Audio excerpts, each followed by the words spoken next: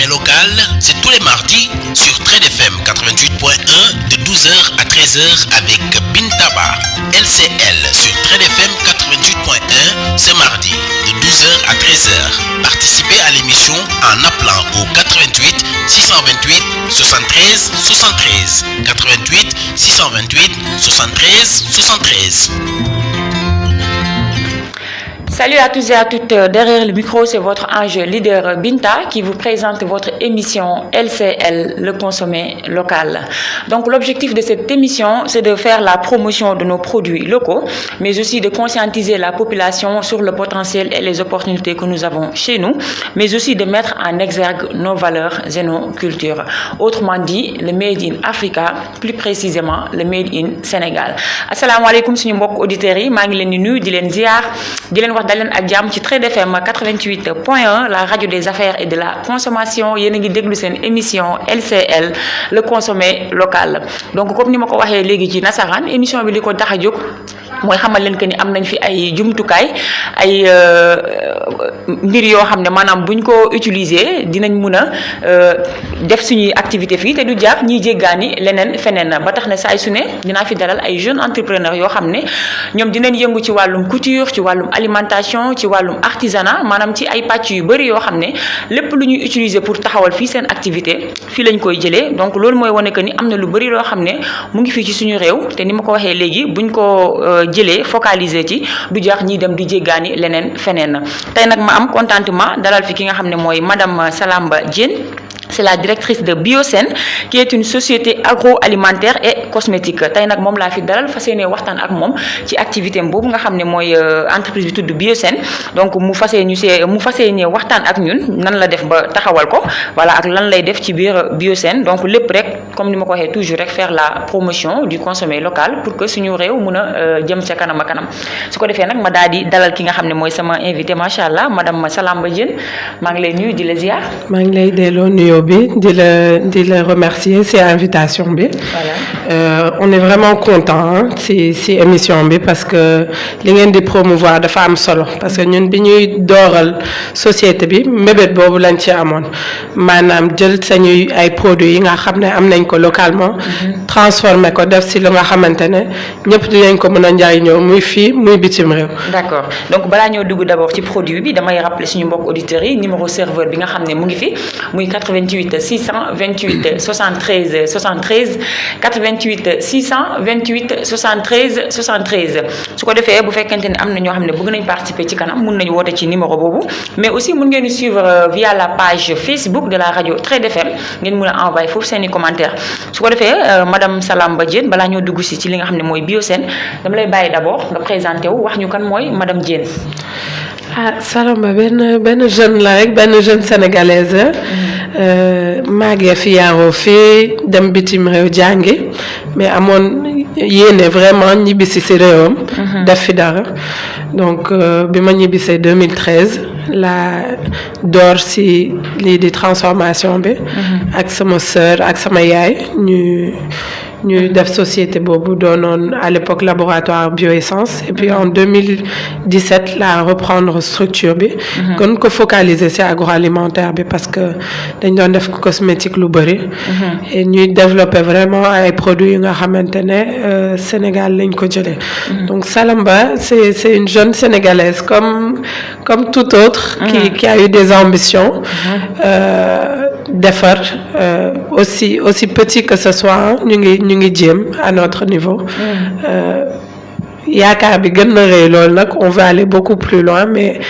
yàlla baax na sant yàlla et puis di ñaan yàlla entreprise bi gën a kawe li ñu sañu ñoxt. voilà inshallah lii nii maa ngi gis ne da nga xaw a mel ni ku soj mais c'est pas grave xam naa nit ñi dinañ dégg li ngay wax voilà donc bu ñu ñëwee ci li nga xam ne déjà mooy Biosen aussi. bëggoon naa xam déjà Biosen lan lay signifier tur bi Biosen avant ñu dugg ci biir activité bi. C'est vraiment une composition de deux mots bio Sénégal donc voilà parce que produit yi ñuy développer de plus en plus dam koy certifié biologique ñu bari dañuy wax damay jaay bio mais bio dafa am charte donc bio boobu noonu mooy tout ce qui est naturel mais au-delà de naturel bi certification bi daf si am solo. parce que mun nga wax loo xamante ne dafa naturel.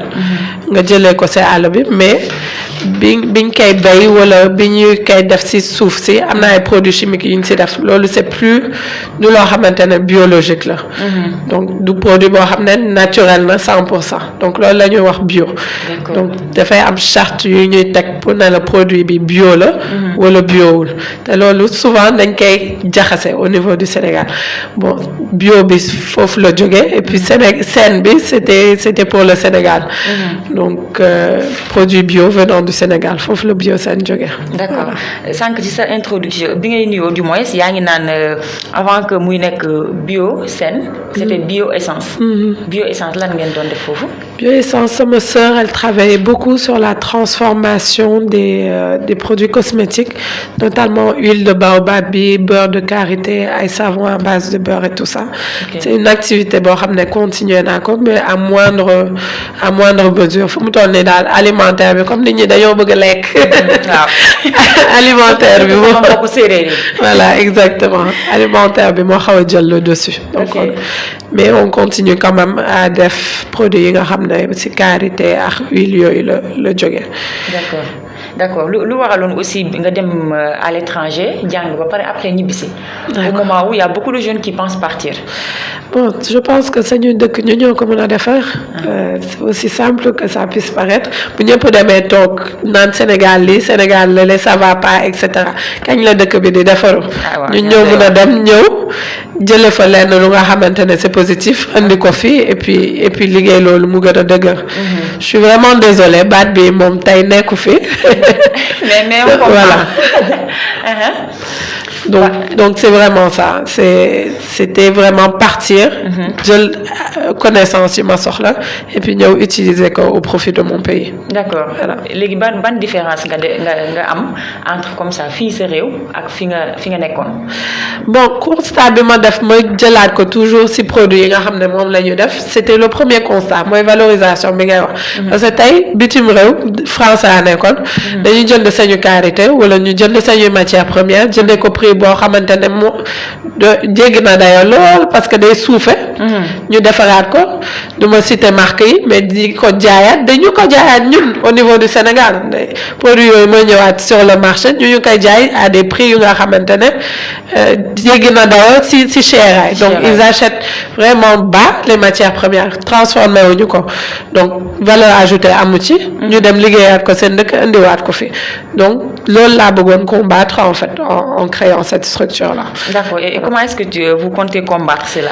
Bon, déjà, de la valorisation des produits. Maanaam tey maa ngi liggéey produits yu mel ni araw caakri cere ay beurre de karité je suis désolée j'ai pas ramené les produits voilà, mais les photos sont là mais Médoune bu fekkente ni yaa ngi ñuy dégg wala yaa ngi ñuy suivre Médoune bu nekk ci biir kër gi tey gérer li nga xam ne mooy plateforme i-Komkom bi may lancer wàllu appel à toutes les personnes yoo xam ne ñu ngi activé wu ci consommer local ñu ñëw bokk ci plateforme boobu nga xam ne mooy i-Komkom su ko defee ni ngeen mën a def foofu seen publicité voilà Médoune yow yaay gérer plateforme boobu donc madame Salamba Diène mu ngi lay xaar ci plateau bi pour nga indil ko échantillon yooyu nga xam ne joxoon na la ko su ko defee ñu mun ko wane via la page Facebook de la radio Trade FM donc Médoune maa ngi lay xaar bu fekkente ni rek mun nga jaar indil ñu produit yooyu dinañu arranger bu baax a baax. donc ni ñu koy combattre si lu bëri la si sañuy qualité produit parce que li may wax toujours muy Europe muy Amérique ils nous ont donné feu vert maanaam libre échange produit africain yi mun na dugg sañu dëkk sans problème mais si ginnaaw loolu teg nañu ay mesures barrières yu bëri maanaam norme yi dafa war a mel lii la war a def nangam donc norme yooyu yëpp day tax am na nooy liggéeyee sa produit rek du mën a dem nee nañ la d'un côté mun nga ko indi mais indi ko si anam bii ak bii donc voilà lu leen arrangé donc loolu mooy ubbil nañ la mais tëjal nañ leen en fait en fin de compte donc si loolu la ñuy xeex c'est-à-dire fi ngeen ñu bëgg a indi en termes de qualité de produit en termes de packaging en termes de lépp si hygiène produit bi et cetera. ñu mun ko atteindre ndax mun a di exporter sañu produit. donc tey ñu ngi ci supermarché yu bëri au niveau local sañu produit tam ñu ngi koy exporter Europe ñu ngi koy exporter États-Unis Canada. macha allah les gens sont contents et satisfaits. donc sant yàlla donc on se dit que mesures yooyu ñu tegaloon mesures barrières yi ñu ngi koy atteindre après tey maa ngi ci beneen optique mooy. gën a yokk entreprise bi. c'est-à-dire tey maa ngi ci benn point bu nga xamante ne la demande est supérieure à l'offre maanaam li may produire doyul pour satisfaire clientèle bi yëpp. que ce soit au niveau local wala international. si loolu laay xeex fu mu toll nii xool nu may jëndee ay machines yu bees gën a équipé wu pour gën a yokk personnel bi tamit pour mën a atteindre li nga xam ne moom laa bëgg parce que nee naa tey suñuy tudd sañuy grand yi yàlla na leen yàlla yërëm ku mel ni directeur wu NMA wala yeneen ak yeneen ñun war nañ ko mën a def mais il faut se donner les moyens pour le faire c'est juste ça. c'est vrai ça c'est très important comme ni ñu ko fi waxee keroog ci samedi bi nit dafa war a am référence je pense que on a des références yoo xam ne bu ñu basé woo ci ñoom ñun aussi dinañ mën a bay suñu waax ci réew mi te def naa yow loolu mooy sa objectif dem nga à l'étranger jàngi ñëw fii li nga fa jëlee comme connaissance comme xam-xam nga ñëw bëgg ko mettre au service de ton pays. je pense que ñëpp bu ñu xalaatee noonu wala ñu doxalee noonu lu bari dina wàññeeku ci réew mi léegi bëggoon naa xam Biosène kañ nga ko commencé exactement. Biosène ça a commencé en 2017. ok donc ça fait 5 ans. Comme j'ai dit j'ai commencé l'aventure beaucoup plus tôt ak sama yaay ak sama sœur maa ngi leen di delloo njukkal bu baax. référence boobu nga doon wax si ñooñu laa koy jëlee parce que je ne suis pas devenue entrepreneur par hasard. je pense je vis d'une famille d'entrepreneurs en fait. sama yaay lu ma yàgg di wax mooy. def naa lu ne ci àddina lu dul lu illicite jaay na beignet jaay na crème glace et cetera. ba nous on a manqué de rien. on était dans des bonnes écoles fii au Sénégal dem mu yóbbu ñu à l'étranger donc tey c'est la référence première donc parcours boobu mu def. ba indi ñu fii nous on va essayer de faire plus pour laisser quelque chose à nos enfants lu gën a rëy loolu mooy mébét bi en fait. d'accord voilà macha allah loolu je pense que am na solo bu baax a baax léegi ci biir Biosène aussi vous avez démarré avec combien. Bon, Biosène, c'est ce que je dis toujours. Ñu bëri souvent dañuy laajte en termes de financement waaw maa ngi am idée bi dama bëgg a démarrer sama projet comment je fais. banque yi mënul nekk et cetera c'est pas ça en fait. souvent business buy commencer. kan moo la ciy jàppale c'est la famille c'est peut-être la maman la sœur l'oncle et cetera et tu peux commencer avec petit. c'est pas obligatoirement nga war a am benn montant bu élevé. day am yenn jeunes entrepreneurs yu ñëw ma leen di coacher par exemple. je leur dis commencez avec ce que vous avez c'est peut-être 100 bouteilles de jus 200 bouteilles wala et cetera commencez nànk-nànk et n'oubliez pas bañ a jaxase tout ce qui est bénéfice et chiffre d'affaires parce que tamit c'est souvent ça le problème li nga xam ne moom nga démarrer. ba mun ci jënd matière liggéey ko. mais fond de roulement boobu boo ko laalee rek da ngay am problème donc man tey aujourd'hui j'ai eu la chance ni ma la waxee am naa lu ma fa fekk lu may jéem a multiplier ba léegi ni musuma def prêt bancaire. d'accord c'est souvent avec les fonds propres. là grâce à Dieu depuis l'année dernière ñu ngi liggéey ak USAID si développement boobu ma la doon wax au niveau de l'usine. donc ñu ngi may jàppale bu baax ñu mel ni Trade Point ñu ngi siy jàpp ñu mel ni ICOM comme ñu ngi siy jàpp bureau de mise à niveau ADPME ASEPEX toutes les instances du ministère du commerce qui sont là aujourd'hui nous aident. on essaie de voir aussi ay partenaires au niveau international mais toujours il faut commencer avec ce qu'on a et munoo ne da ngay dem laajte financement wala dara te commencer woo dara. il faut mettre quelque chose sur la table mais voilà ce que je suis en train de faire fii laa bëgg a jëm jàppale leen ma mën a dem fii mais munoo toog sa kër naan non dëkk bi amul liggéey et cetera moi je travaille beaucoup avec des femmes dans le milieu rural. dem naa fi Kédougou du benn du ñaar je suis allée plusieurs fois. et toujours jeunes yi ma daan toogal foofu di waxtaan waa liggéey amul y a rien à faire je leur dis mais vous vous rendez pas compte. y a tout ici am ngeen màdd am ngeen karité am ngeen leneen ak leneen mais pourquoi pas ngeen jël loolu à la limite yéen ñi ci village yi du ngeen ko sax jënd da ngeen di dem di ko fore. Donc, il est où le problème? Arrêtez de dire que le pays est pauvre. Donc, il n'est pas pauvre. Il y a plein de choses à faire. Il faut juste faire pour def ko et pas être attentiste. Non, j'ai rien à faire, etc. C'est pas possible. C'est vrai. C'est vrai parce que la plupart des jeunes, comme nous l'avons dit, ils sont passifs. Madame, dañuy xaar état bi, di xaar sama nijaay bi nek à l'étranger, di xaar alors que comme nous l'avons dit. Il y a beaucoup d'opportunités. Bo génné Dakar ci nga koy xam. Mais c'est comme si c'était contradictoire. Madame, tu vois des jeunes qui quittent le milieu rural, madame ci yenn région yeeg yoy ñew Dakar di entassé wu alors que li ñu bayyi fofu mo ëpp. Waaw. Donc fofu tamit dafa melni dafay xaw am contradiction. Il faut qu'on les aide à mon avis et que ñu accompagner leen. Li ma doon wax man bima nekké étudiante di dem Europe. C'est des choix de vie. Jeune mooy avenir u dëkk. Donc c'est des choix de vie yi nga xam da nga koy def te doo ci xam dara doo ci am quelque part tu te sens seul là-dedans c'est-à-dire tey am nga bac. daa nga war a defi ji ëllëg mais xale yu bëri xamuñu ko te loolu dañ koy tàggat si loolu dañ koy préparer si loolu lan moo la neex lan moo la neexul et cetera.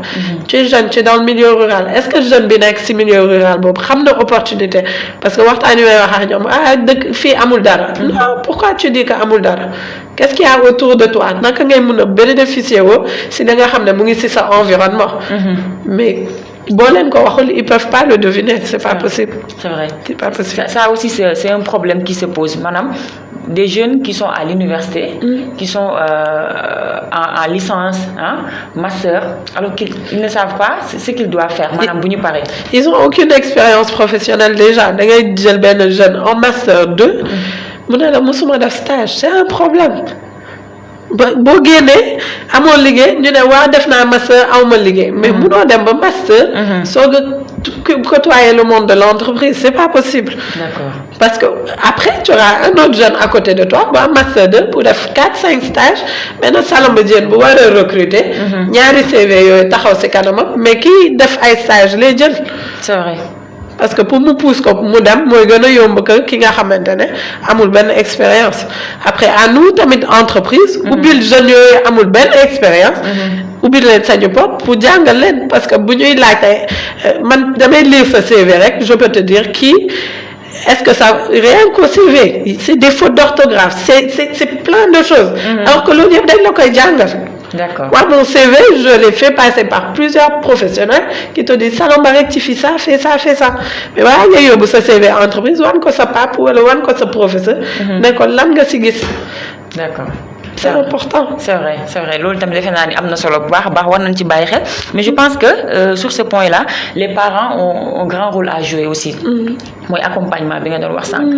que ni xale bi déjà bi muy jàng bi mu amee bac avant sax muy am bac war nañ ko commencer orienter mais loolu je pense que c'est à la maison. ci éducation bi la.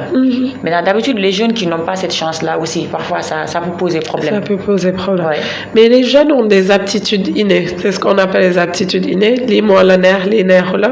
Moi je sais que personnellement j'ai des aptitudes visuelles et moo doon wax su ma defee bu ma daa def à l'époque ndeysaan samay devoirs fallait que je mette des couleurs dessus parce que c'est comme ça que je retiens. D'accord. J'ai une mémoire visuelle. Okay. Après quelqu'un d'autre est plus tactile.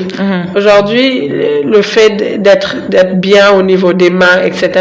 c'est peut-être bien donc kooku soo teelee gis nekk au niveau de l'éducation stricte c'est-à-dire mu nekk brevet wala dara il a pas de très bonnes notes mais orienté ko rapidement dans tout ce qui est technique etc.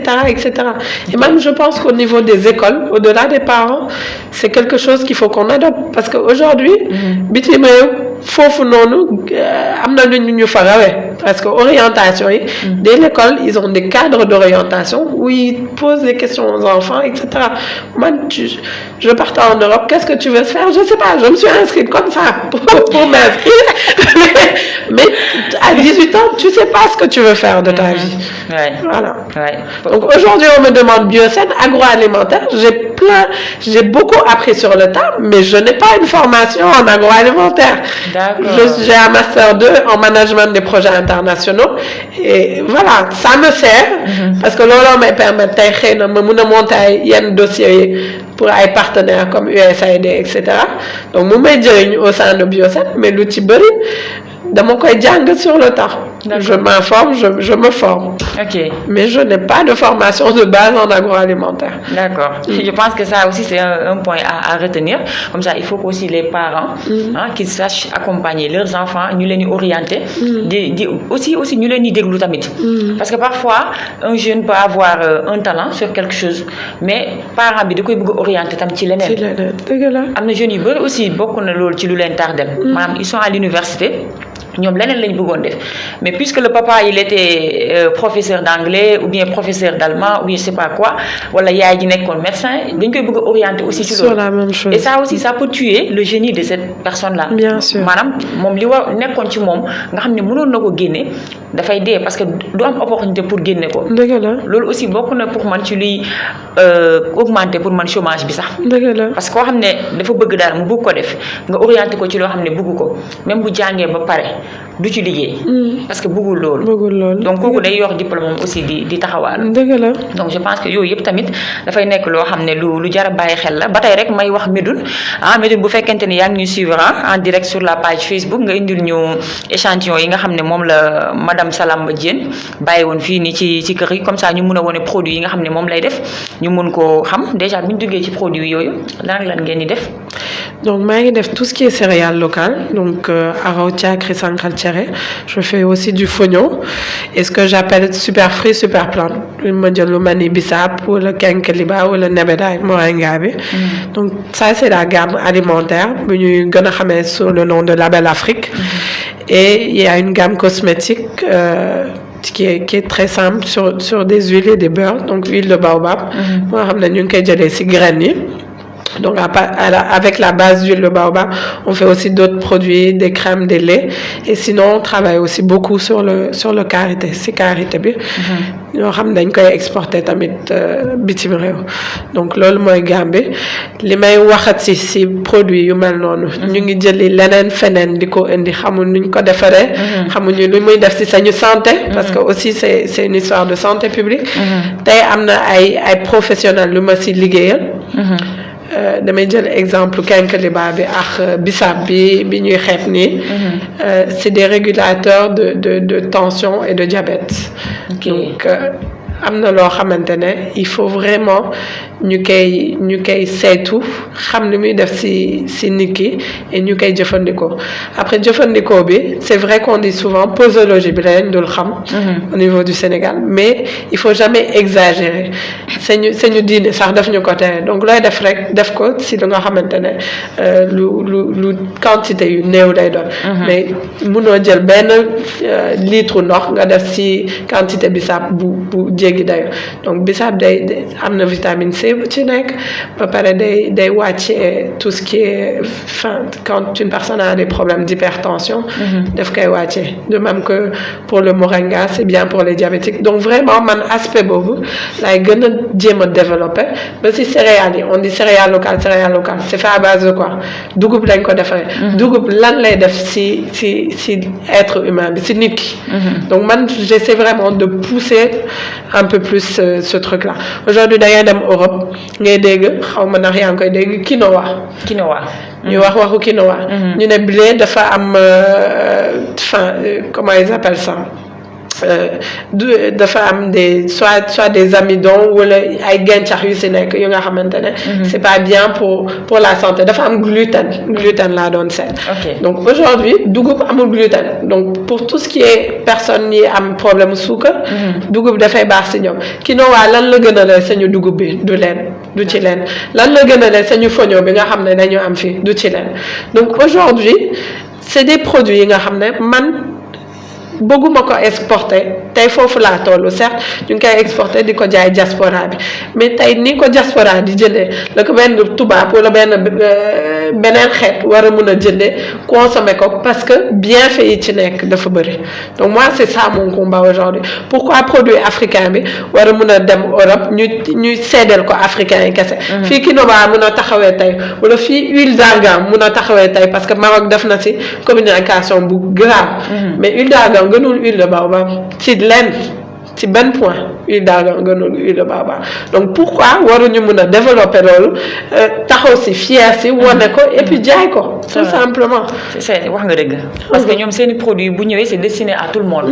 alors que ñun fii suñu produit bu demee dañ naan c'est pour la diaspora loolu tamit ça pose problème c'est ça wala boobu ça situe le problème selon toi moi je pense que aussi c'est un problème de communication tubaab bi xamul par exemple j'ai vendu mes produits à Rungis Rungis c'est une plateforme bu nga xamante ne dañuy jënd produits yu jóge ci monde bi yëpp di ko jaay au niveau de l'Europe 5 heures du matin la ñuy ubbi 4 heures du matin di jaay nit ñi di jóge Belgique Italie Espagne bi France di ñëw jël ci ay araw di ñëw jël ci yeneen ak yeneen di ko dem dugal seen boutique yi di ko jaay mais ni kooku di ñëw chinois bi wala pakistanais bi wala beneen xeet bu mënti doon wala tubaab bi j'avais ramené un micro-ondes là-bas di def test mais ñoom ñii di jaay produit bi sax mosuñu ko ñam ils l'ont jamais goûté parce que déjà ils savent pas comment le cuisiner mais au-delà donc c'était oui mais c'est bon mais comment vous avez fait donc c'est une préparation en 5 minutes au micro et ça peut remplacer c'est-à-dire au-delà de l'utilisation bi ñu ciy def togg cere wala togg def mais caakri sow tubaab bi war na mën a jël caakri defal ko dugal ko ci yaourt lekk ko dëgg la moom et cetera donc c'est vraiment ça que j'essaie de porter aujourd'hui ça c'est un combat noble parce que même moi je n'ai pas vu les choses sous cet angle-là c'est vrai que ñun suñuy lekk bu demee foofu dañ naan c'est pour les Africains ñoom seen lekk bu ñëwee ñun lépp la ñuy lekk loolu lan lay doon lekk yi de yaakaar naa ne sañuy lekk neex na nag wax dëgg yàlla waaw je pense que neex na donc il faut neex na ànd na ak wér gu yaram regarde au niveau des États-Unis je vais reprendre l'exemple boo demee États-Unis tu trouves des fast-food wala des boutiques yu jaay lekk yi nga xam ne dinañ jaay lekk bu jógee Mexique donc latino yi ñu nga fa mais en termes de distribution comme benn KFC ils sont en train de distribuer latino le chinois est là-bas l'asiatique est là-bas le latino est là-bas l'américain est là-bas l'européen est là-bas elle est où l'Afrique? Ça aussi, ça vous trouverez quelque part des cuisines marocaines ou de l'Afrique du Nord, en tout cas, Maroc, Algérie, Tunisie, mais Afrique noire, il n'y a rien. Da fait que à loko fofu, à loko bi, latino yi ñoo tax américain xam à loko du africain. Donc aujourd'hui, l'Africain qui va à New York, qui veut manger africain, c'est vraiment des boutiques mais lu tax ni latino yi def wala chinois yi def ba seen cuisine ñëpp xam ko mais war nañu mën a yegg foofu il y a des chefs cuisiniers aujourd'hui qui le font qui promouvoir par exemple le fognon etc mais je pense qu'on peut aller plus loin et qu'on peut être fier des produits qu'on a parce que c'est des produits de très bonne qualité donc il faut faire attention si transformation bi nu ñu koy defee am hygiène mais au-delà de ça c'est des produits vraiment qui sont formidables.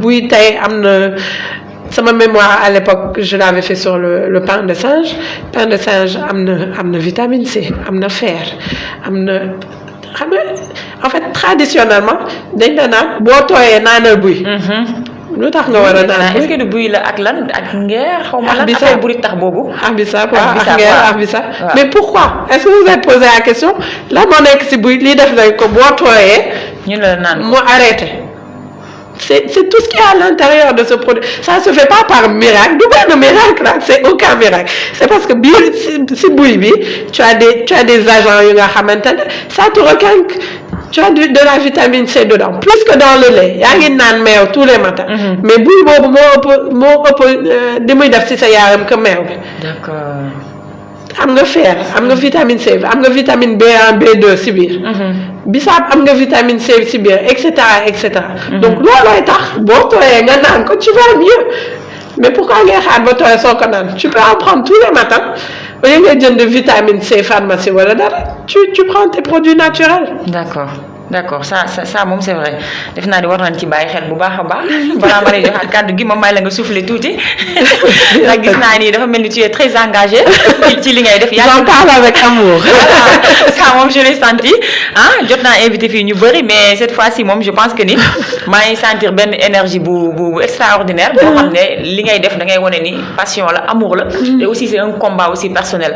nekkul genre business rek bu taxaw nii mais c'est quelque chose que maanaam tu crois à ça. voilà loolu maa ngi koy sentir te lu am solo la def naa bu ñu amee ñu bëri ñu mel ni yow. comme li nga wax dinañ war a dem ba États-Unis war fa mun a teg loo xam ne ñun ñoo ko moom. te ñeneen ñoom ñu koy lekk. voilà ñoom dañ koy lekk ñun ñu ngi koy lekk mais ñoom ñoo ko war a lekk. te loolu defe naa du nekk combat bu yomb mais ñun ñëpp buñ ci dugalee suñu loxo dina baax bu baax a baax su ko defee rek may rappeler suñu mbokk auditeurs yi que ni yéen a ngi déglu seen émission LCL le consommé local tey nag ma dalal fi ki nga xam ne mooy madame Salamba Diène c'est la directrice de Biosen qui est une société agroalimentaire et cosmétique tey nag moom laa fi dalal di waxtaan ak moom ci li nga xam ne mooy li nga xam ne am nañ ko fii ci suñu réew comme ni ma koy waxee am nañ ko fii bëri na li muy def ci suñu yaram baax na mais jusqu'à présent on peine à décoller. loolu tamit defe naa problème la ci foofu lañ daanelee léegi. maintenant ci kaw loolu quel doit être le rôle de l'État? Je pense que état bi lu mu war a def rek mooy gën ñu jàppale aujourd'hui je pense que tamit au niveau de l'information comme on dit toujours ñun ñi nga xam ne ñooy entrepreneur ñoo war a dem à l'information parce que yenn saa dañ koy kaas. waaw mais xamuñu woon lii wala waxoon lañu ni mais est-ce que ñoo ngeen jël ci information bi donc je pense que cette information là doit être plus véhiculé en fait ADPM boo fa demee tey ñu ngi lay jàppale en termes de financement même si c'est pas des financements directs xaalis bu ñu lay jox mais nga war a dem salon ñu accompagner la à hauteur de 85% yow 15% rek ngay joxe ce n'est pas négligeable bureau de mise à niveau nga war a équiper wu waat ñu ne la ñun lii lañu participer yow joxe li ñun ñu joxe li et cetera donc yooyu souvent les gens sont dans leur coin état bi jàppale wu il faut arrêter ce discours-là et essayer de voir à notre niveau qu'est-ce qu'on peut faire pour essayer d'avancer et faire des propositions aussi parce que ñun ñooy entreprise yi ñun ñoo xam sañuy problématique sañuy problème qui nekk au niveau d'une agence de l'État peut-être ñun ni ñu maîtriser problème yi ñoom xamuñu ko donc ça serait bien ñuy toog di waxtaan di diisoo nous entreprises xool ce qui va pas et donner des orientations aussi parce que la personne qui est dans son bureau qui est au niveau de l'État ne peut pas forcément savoir toutes les problématiques qu'on a. C'est vrai. Donc c'est un peu compliqué de toujours vouloir rejeter la faute aux autres.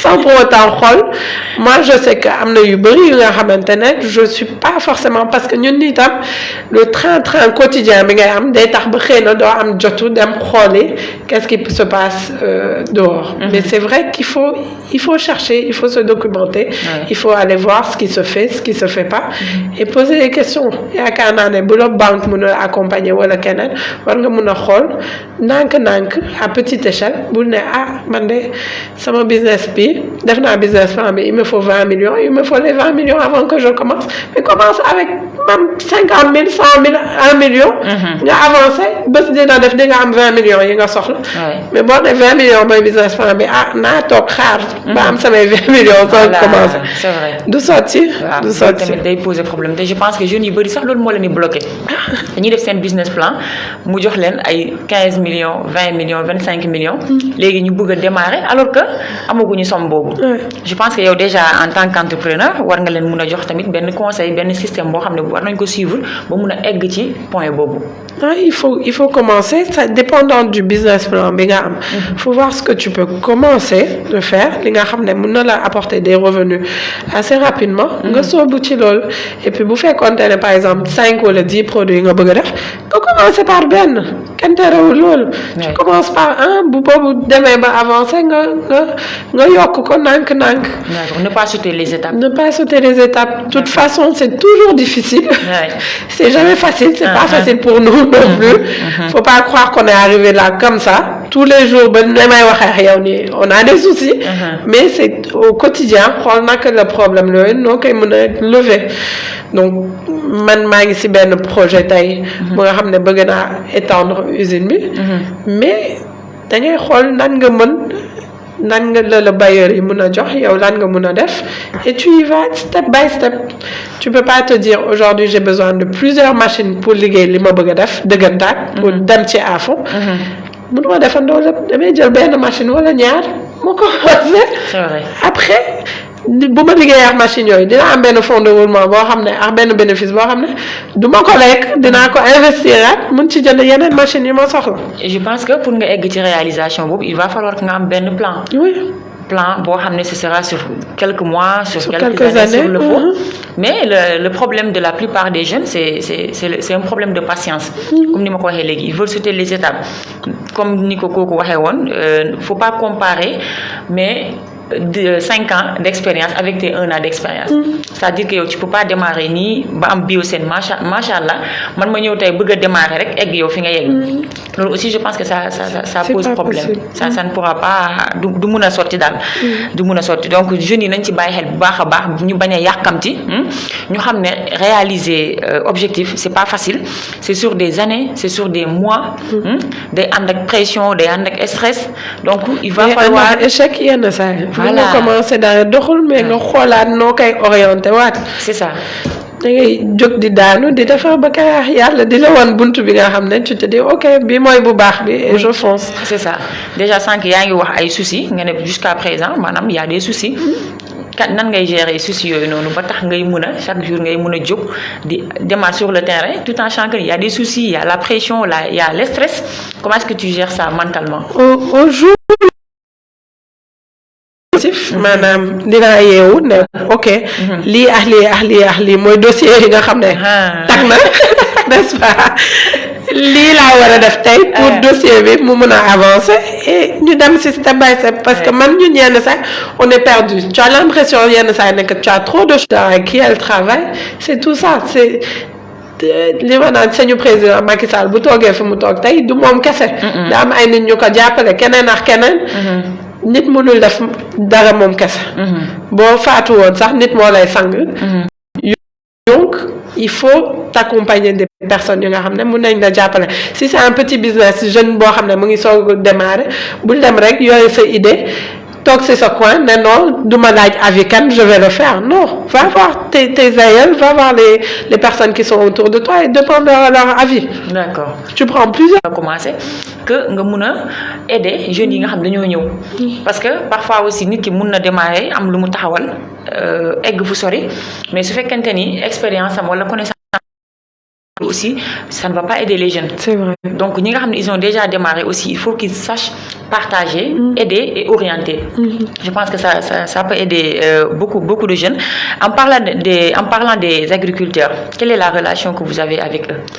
Bon, comme je vous disais au début de l'émission, je suis certifiée tey mun nga am matière bu nga xam ne danga koy ji nga ne lii lu naturel la non parce que mun nga jël dugub ji ko def see ay produits chimiques pour ñu sax donc produit boobu mënatul nekk lu bio loolu da koy tere boo jiwee dugub wala lu mun ci doon li nga ciy def dafa war a bio tamit muy benn ñaar cueillette sur table xam nga tey ñu bari ñu ngi koy def yooyu seen table ci seen jardin table ne li may def c'est bio c'est pas bio parce que jëlee nga ko ci milieu naturel am bio waroo dénaturer dara le fait que même suuf beex yëpp li nga ci def yëpp c'est naturel c'est 100% naturel mais c'est pas bio parce que génnee nga ko ci milieu suuf jël nga table fabriqué nga teg nga ci kaw donc loolu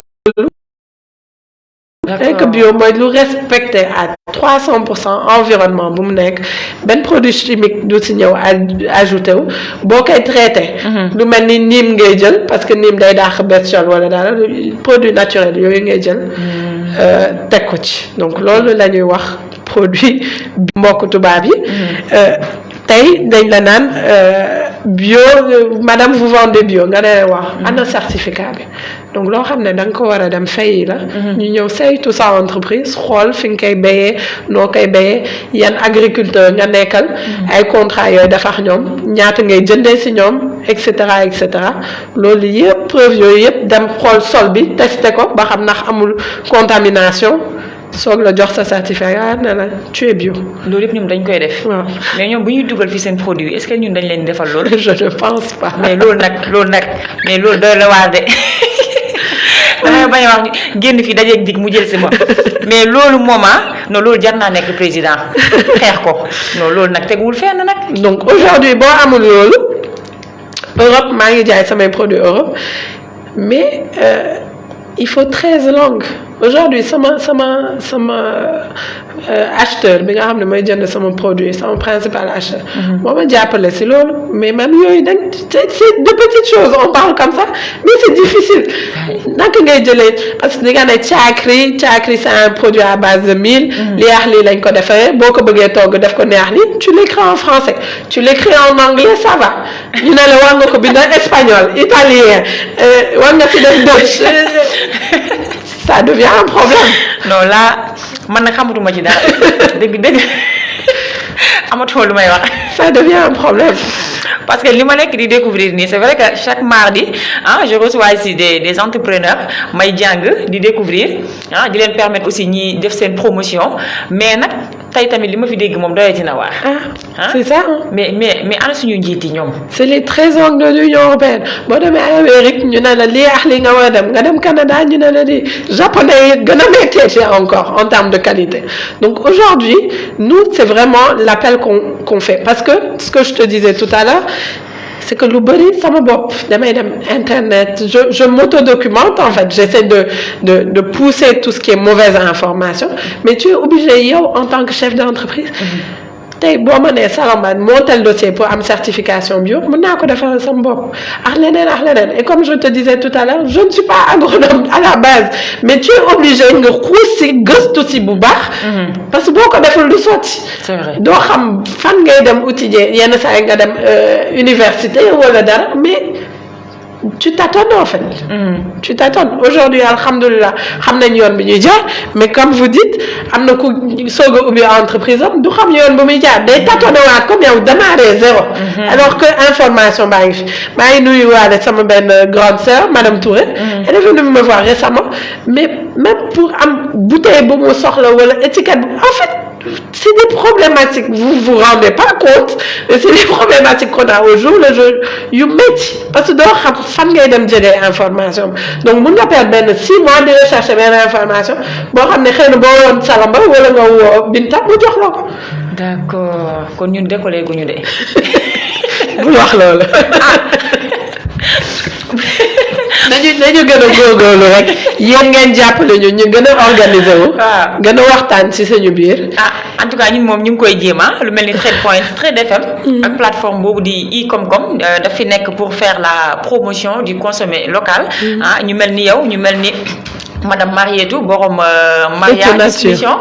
voilà y a Etu Nature aussi ñoom ñaar ñëpp jaar nañ fi macha allah donc genre nit yu mel noonu bu ñuy ñëw fii di def seen promotion ñi nga xam ne ñu ngi leen di déglu.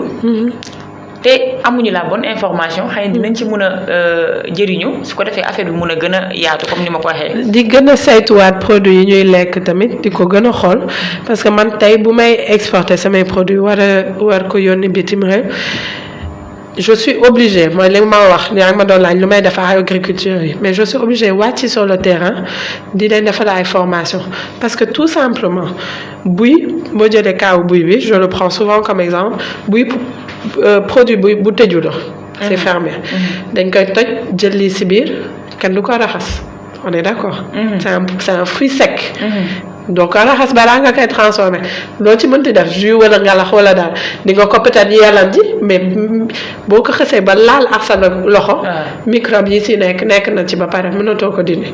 waaw léegi ñii di jaay jus bouteille 100 francs yi nag par ay 14 dugg ci marché yi noonu lañ koy defaree de dañ koy jàmb ba mu far def ci seen loxo. kon ñun yàlla ñuy suturaal rek yàlla ñuy suturaal parce que mos naa jënd. yàlla ñuy suturaal kay. mos naa jënd buy au niveau du marché. def ko test man ma transformé sama buy. mais c'est des taux de microbiologie maanaam bu ñu la nee tey loo war a lekk am nga ci droit 10 puissance 2 par exemple 1000 microbes. boobu ma jëndee foofu ma la wax sànq am na 100 000 wala plus que ça. donc loolu mun nga ko naan am problème mu indigestion wala daal wala mun nga ko naan fekk si mun nga ko saytu fekk si salmonelle mooy lan ngeen baal ma ku demoon toilette ñëw raxasuwul laal produit bi. juste parce que moom daf ko jàmbee ak loxoom. waaw dem na toilette ñëwaat il s'est pas lavé les mains proprement mu laal produit boobu donc exigence yooyu dañu tubaab yi di laaj. d'accord vous comprenez. mais est-ce que ñoom am nañ ko ñëpp. je pense que am nañu ko parce que ñoom dañ koy saytu au niveau de leur pays. man bu may ñoom ñu koy saytu seen bopp te ñun duñ leen ko saytul. dañ leen ko war a saytu. wala booy exporter da ngay obligé loolu yëpp ke balaa ngay jaay nit ki sa produit yooyu yëpp da nga ko koy wan carte sur table ne ko dem naa Institut Pasteur def naa analyse yi nëpp si produit bi. kon bu ma la déggee dafa mel ni le problème nag am na on a une part de responsabilité tamit. kon li ngay wax fii dafa am solo kon ñun ñoo war a exigence ci suñu bopp. voilà ci transformation bi ci defar bi ci hygiène bi. exactement pour que ñoom ñu mun a accepter suñu produit. exactement c'est que ça l'hygiène produit qualitatif bu baax l'emballage c'est important parce que li may wax emballage bi du lépp mais ça fait quasiment nit ki bu xoolee benn produit loolu moo koy njëkk a attiré. ndax emballage bi rafet na wala rafetul produit bi mun na nekk à 100% produit bu jéggi d'ailleurs mais bu fekkee emballage bi attiré wu la lii de baaxul fekkante ne mun na gën sax li nga xam ne moo nekk c'est emballage bu rafet. donc yooyu yëpp ñu jéem a liggéey sañu produit yi ba nga xam ne buñ ko gisee dinañ ne waaw ça vaut le coup de l'acheter et puis ñu dem ci. d'accord et je vois que actuellement aussi beaucoup de jeunes ñu ngi dugg ci milieu consommé local bi yow lan mooy sa particularité lan mooy sa valeur ajoutée ba nga jàpp ne war nga mun a concurrencer milieu boobu. moi je pense que c'est vraiment ça li ma la wax. Produit de qualité, emballage de qualité, prix compétitif, même si c'est vrai que je suis un peu plus cher sur le marché mais daf koy jar. Moi je préfère li may wax souvent bàyyi leen Sénégal di xool li gën a yomb. li gën a yomb yenn saa yi mun na la andil musiba. déjà wax nga ko léegi parce que jus 100 francs yooyu noonu nga xam ñun ci la ñuy naan bu naaj bi tàngee. da ngay dox ba naaj bi tàng nga jënd naan 100 francs. am na liñ ci expliqué nii am na ci ay soxna yu nga xam ne ñu ngi koy defar ñu ngi siy def li si war yëpp. jus 100 francs boobu mun nga jënd jus 100 francs bu baax jéggi dayoo macha allah nit ki mu xam conscient na xam na ne bu koy defar dafa war a set mais en contrepartie am na koo xam ne xëy na bu koy defar yoonam nekku ci. c'est ça en fait comme li nga wax déjà dina ci dugal loxoom def ci ay microbes mais en plus de ça mun na ci def ay produits yoo xam ne tamit déjà du baax ci suñu yaram. dëgg la ay colorants yu kenn xamul la. mu ngi noonu je pense que comme li ma wax sànq rek ñu mel ni yow ak ñoom Mareetu et cetera war nañu di toog fii di partager seen expérience pour mun a conscientiser jeunes yi surtout ak ñi nga xam bëgg nañ ci lancer wu ak ñi ci nekk te xamaguñu fan la ñuy teg seen tànk. ñuy jàppalante bu baax tey man su may dem bitim réew mooy li ma yàgg di wax dañ may laaj yeneen produit man li ma la wax gis nga li may def rek. je pense que ëpp na. usine la déjà. mais munoo dem Europe ni ki ne la Salamba defaral ma jus wala Salamba defaral ma leneen nga ñibbisi au lieu nga partagé ko ak sa ay compères yi nga xam ne ñu ngi ci milieu au jus bi. nga ñibbisi ne déedéet man damay ñëw defal jus. loolu dafay am tamit ci sañu milieu. maanaam au lieu nga dem ku mel ni Esteval wala Randa Filfili ne ko jox ma jus ma jënd yóbbaale yow da ngay ñibbisi yaa ngi defar céréale. nga ne de naa yokk man tam naa commencé defar jus parce que laaj nañ ma ko. d'accord. après tu deviens surbooké yaa ngi bëgg a defar jus defar leneen ak leneen fekk li ngay defar rek daf laa doy. mu baax tubéy mooy li ñuy wax nit ki day gis benn tailleur wala benn nit di def dara rek. il essaie pas de comprendre mu ne loolu laay def mais essaie de voir yow li ngay def lii lay rapporter bul copier forcément. peut-être bul gëm rek non je vais faire ce que parce que kii mu ngi koy def mu ngi ci donc ça veut dire que ça marche naa ko def. il faut étudier la chose. D'accord. Là tu parles de générosité mais surtout de solidarité aussi. nga dem à l'étranger ñu commandé la dara nga ñëw yow nekkoo ci domaine boobu. war nga mun a dem ci madame Diène ne ko lii laa soxla jox ma yóbbaale ko. mais da ngay ñëw defaroo ko sa bopp. alors que musoo ko def. loolu sax mun na indi problème parce que mun nga ko def yóbbu ko kooku gis ne baaxul. ñu jàpp ne kon produit africain nii lay mel. exactement parce que peut-être cette personne là elle est tombée sur la mauvaise personne encore. exactement donc loolu tamit war nañ ci bàyyi xel bu baax a baax je pense que porte bi jot na. merci beaucoup kontaanoon naa ci dalal la fi su ko defee ma bàyyi la nga daal di tàggatoo joxe sa dernier mot.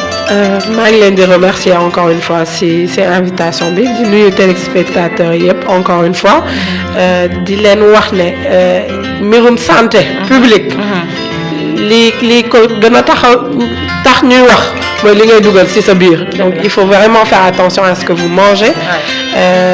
di yóbbaale Biosen tamit sur la lancée malheureusement mooy li may wax les produits c'est au nom de Label Afrique mun nga ko trouver au niveau de pas mal de supermarchés fii mais sinon soo ma woo au 77 457 00 87 je suis ouverte à discussion pour toute personne qui a un souci.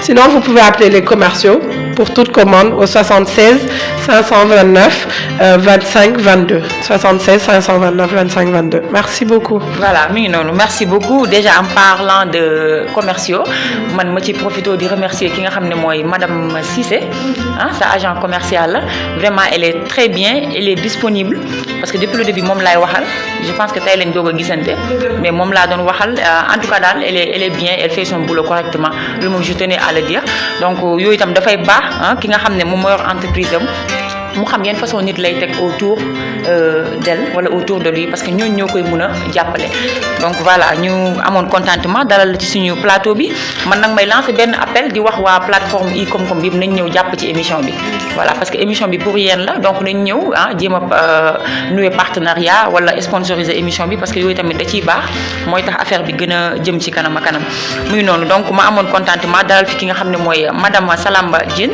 directrice de Biosen qui est une société agroalimentaire et cosmétique tey nag moom laa fi dalaloon waxtaan ak moom ci entreprise am boobu nga xam ne day yëngu ci wàllum céréales wàllum transformation des produits locaux maanaam lépp lu jëm ci loolu waxtaane nañ fi lu am solo nag dugg na ci domaine santé dugg na ci problème yi nga xam ne ñoom am nañ ko ak joxe na aussi ay solutions yoo xam ne buñ ko defee defe naa ni suñu réew dina gën a jëm ci kanam parce que elle a beaucoup insisté ci côté hygiène bi donc je pense que bu ñu bëggee concurrencer suñuy produits maanaam yóbbu ko à l'étranger il faut que ñu bàyyi xel bu baax a baax ci li nga xam ne mooy côté hygiène bi ak emballage bi surtout voilà mi ngi noonu donc merci beaucoup chers auditeurs de la Trade FM 88.1 la radio des affaires et de la consommation. C'était votre émission LCL, le consommé local. Derrière le micro, c'était votre ange leader Binta.